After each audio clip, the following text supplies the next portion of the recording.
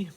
As mentioned in the last lesson, today we're going to play through all of these triads that you see on the page, going from root position to first inversion. So recall that when we play the root position triad, that's played with 1, 3, 5, as indicated up here. And when we play the first inversion triad now, it's played with 1, 2, 5. And you're going to want to be bouncing your wrist on each chord after you play it to make sure your wrist is nice and loose at all times and that your fingers can move. So the way we're going to play this is to play each measure 3 times as written and then come back for the 4th measure and play 4 beats on the root position triad. Let me demonstrate for you. 1 and 2 and 3 and 4 and 1 and 2 and 3 and 4 and 1 and 2 and 3 and 4 and 1 and 2 and 3 and 4 and. Now I'm not going to write all this out because you're going to be watching my hand as this is going on and imitating what my hand is doing and looking at the keyboard while you're doing it. So let's give it a try. In lesson 4, I showed you 3 ways of playing triads. One was with a higher wrist and where you just end up sitting on those 3 notes like a chair with 3 legs, and the weight of your hand, which weighs a little over a pound, is pushing the 3 notes down. And the other way was just lifting from the wrist and dropping. And the third way was a really low drop of the wrist so that the wrist was now below the level of the keys. So today we're just going to do the method number 2, let's call it that, where we just lift the wrist and do a drop. And we'll be bouncing at all times. For instance, 1 and 2 off, 1 and 2 off, 1 and 2 and 1 and 2 and etc. Another thing you want to do before starting is do the staccato exercise.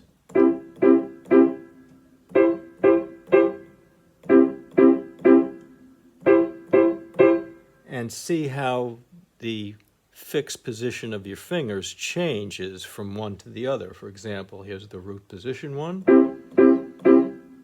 and there's my 1, 3, and 5 position for that particular triad. And now I do the same thing on the first inversion, and now I have a different configuration of fingers, as you can see. So we have this. There's the root position, first inversion. And in the first inversion, this distance from thumb to pinky, it's slightly wider than the root position. Here's the root position. See, it's a little narrower. So this distance here, as opposed to that distance now. Another thing you might want to check is after you've played a triad, have you gotten to the bottom of the key? And you check that by lifting your wrist up, taking your other hand and trying to lift these keys that are already depressed. And if you can't do that, then you've been successful. And this type of playing gives a certain solidity to your sound, no matter what dynamic you're playing with. So if I play super soft, there's a solidity about it, as opposed to not doing that, and you notice I can lift these keys now. So try that out. Play, lift. See if the weight of your hand, which weighs a little over a pound, is equally distributed. It's sitting on like 3 legs of a chair. And next one, same thing. Even if I play loudly, Same thing as playing very super softly. Same thing. I'm finishing so that there's a solidity in my sound. And I should also reiterate that at no time should you ever be pushing down on the keyboard after you've played with your forearm, as if you're trying to force those keys down. Number one, if you do something like that, your whole forearm will freeze and you won't be able to move your wrist or your fingers. Number two, after you've played, the event is over. Hammers have come up in the piano and hit the string, so there's no reason to be pushing down. All right, let's try C, E, G with 1, 3, and 5, and let's just do our staccato exercise. And let's go up to E, G, C.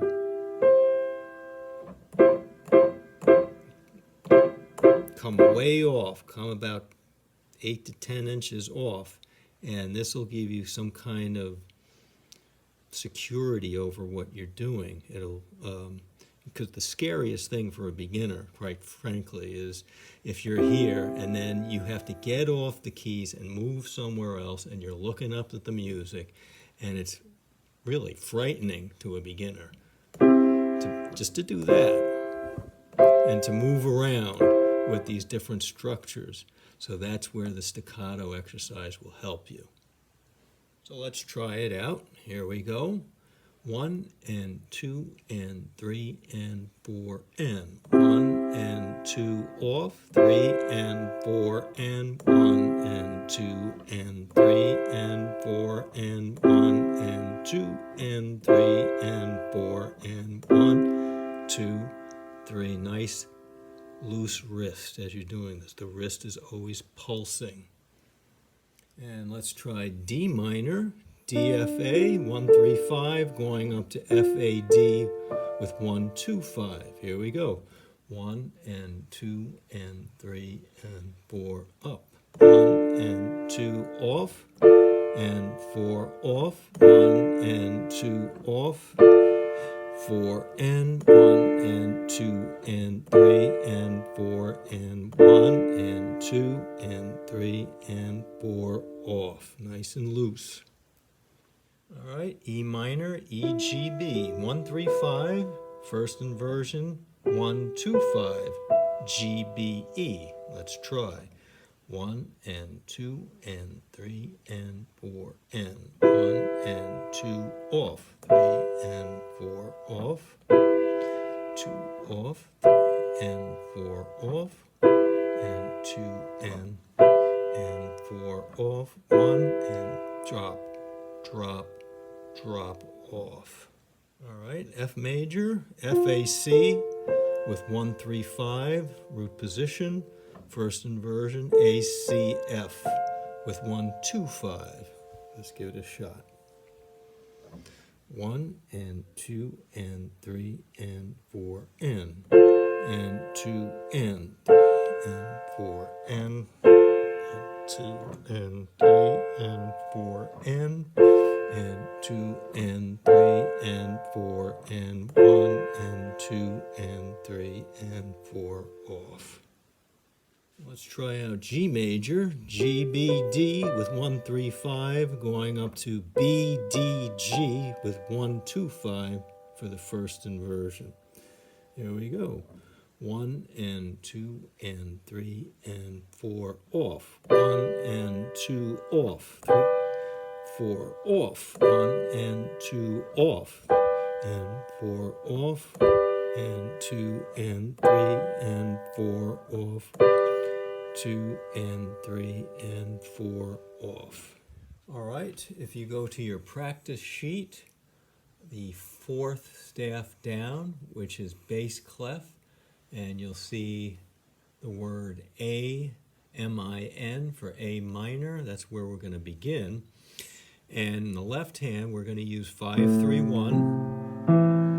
And then for the first inversion, we're going to use 5, 3, 1 again. And watch what happens when I do the staccato exercise. And note the distance between my thumb and fifth finger, and then when I do the first inversion,